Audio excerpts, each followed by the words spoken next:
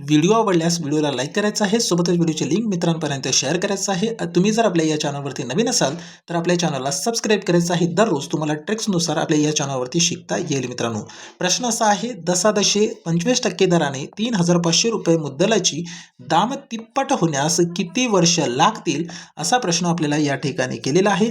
आता यामध्ये काय करायचं आहे, दाम तिप्पट दिले म्हणजेच किती 3 पट आहे, या 3 पटीला 100 ने गुणा किती येईल 300 होईल। आता हे 300 न घेता मित्रांनो या 300 मधून 100 वजा करा म्हणजे किती 200 घ्यायचं आहे।